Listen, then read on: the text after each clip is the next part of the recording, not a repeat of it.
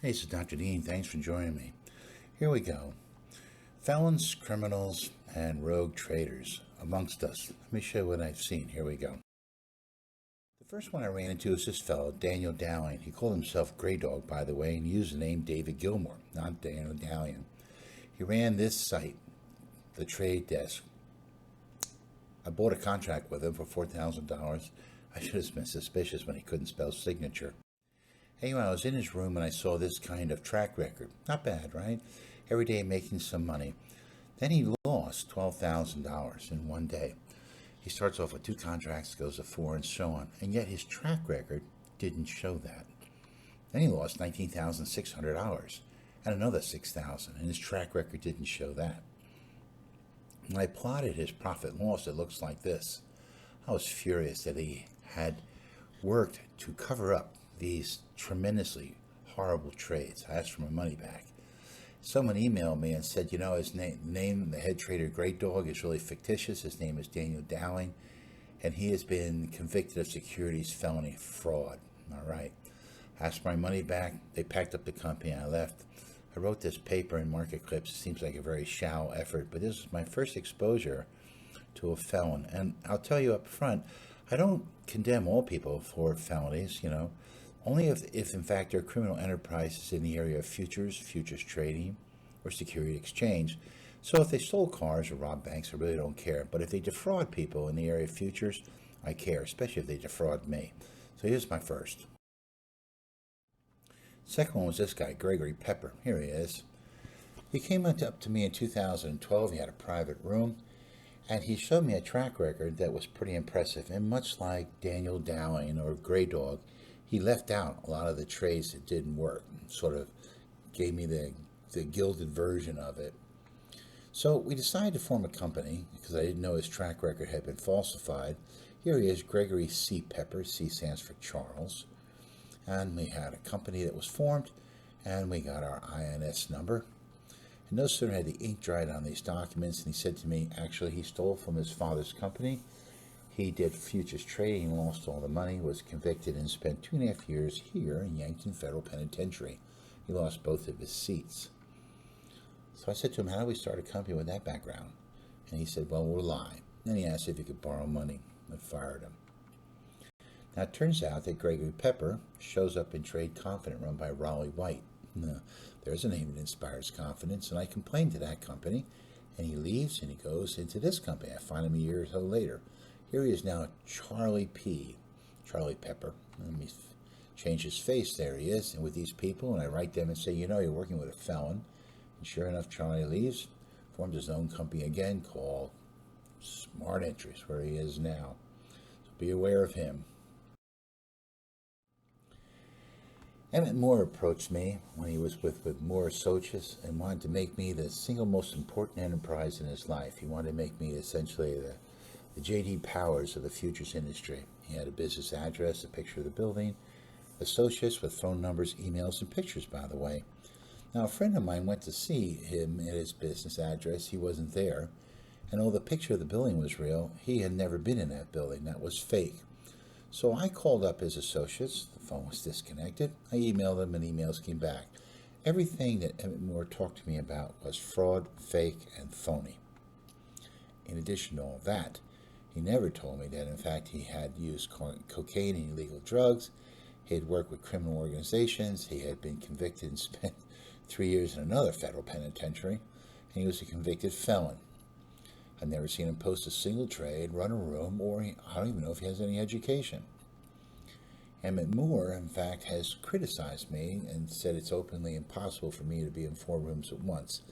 But I've shown in many videos before this that I'm almost always in 4 rooms every day by multitasking. I've done it for many years. So I have a question to Emmett Moore. Which is harder to multitask? Be in 4 rooms at once for the day, or stealing and swindling hundreds of people out of hundreds of millions of dollars for many years? Now, he runs this site, tradingschools.org, and he recommends this room, B12 Trader with a 5-star rating. At the end of 1 year, last year, they lost $3,695 on roughly a $140,000 account, and that Emmett Moore gives a 5-star rating. Why would someone do that? I think he gets paid. He also recommends this room. Trading price action on futures gives it a rating of 4.3, the highest of any room. All right. So in 2017, for the first 3 months, here's what they made, minus $1,375. They didn't make any money in 3 months on an 8-hour-a-day room, and that gives a 4.3 rating. I don't trust anything he says. Rick Carter. All right, Rick. I originally ran into him at PureTech with Mark and Alex. He since went over and formed this company, MSLO. And if you go and look up the URL, you see that he is the domain owner. Now, he has a little section on Rick Carter. He sells this neat program for $700 called the Carter Cross. Let me just blow this up, shall we? There we are. He says he works with Rodman, Oppenheimer, Everin, and Gunn Allen. So I went to BrokerCheck and I looked him up, and there is Richard Dean Carter. There's Rodman, Oppenheimer, Everin, and Gunn Allen, and you see he's barred. All right, barred. What's all that about? So I looked it up. Here it is. He circumvented heightened supervision by using other registered representatives to handle his accounts, when in fact he was really the one doing them. And Bill Singer says, someone who is subject to heightened supervision tries to circumvent it by getting other people to do it. That's something no one ever thought about before. Yeah, I guess not. He also ran in with these guys. There he is. He perpetrated fraud, false press releases, permanent injunction. That's a bad thing. The civil penalties, and he's been barred. That's Rick.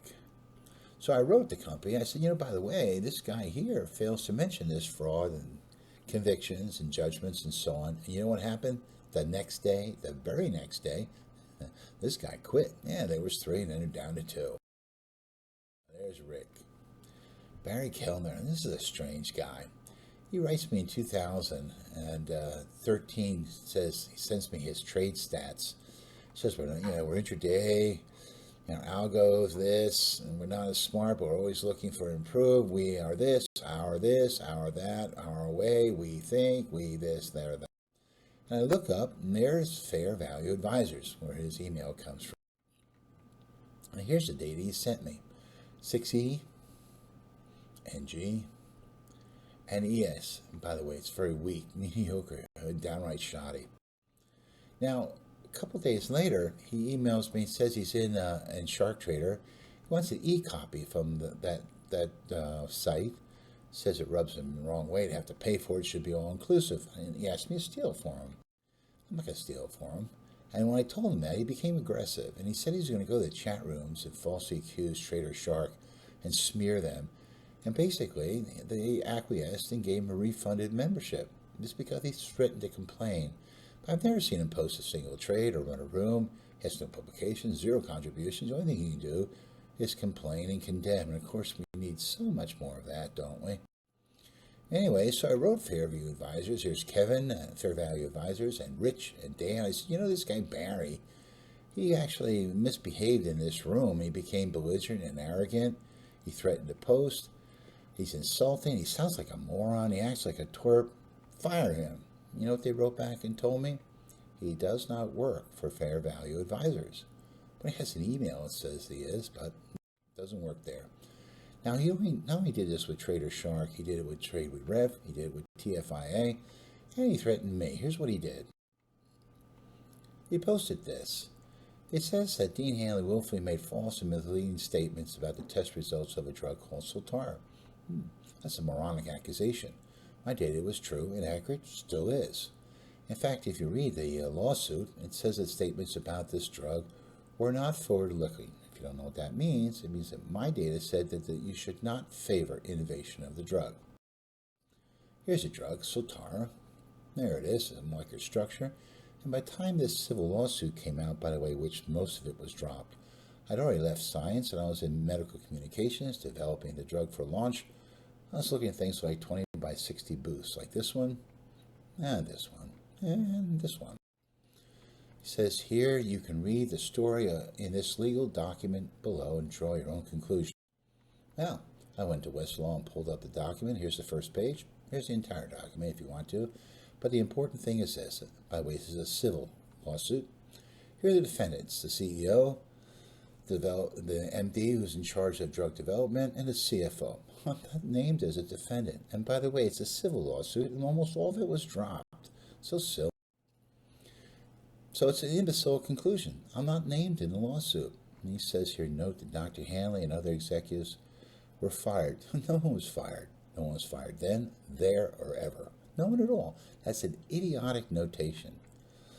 I was the project manager for Pravana, Lunesta, Xopanex, and I patented, discovered, and launched and helped develop Clarinex. I was well regarded in the company. That explains my propensity to defraud the public.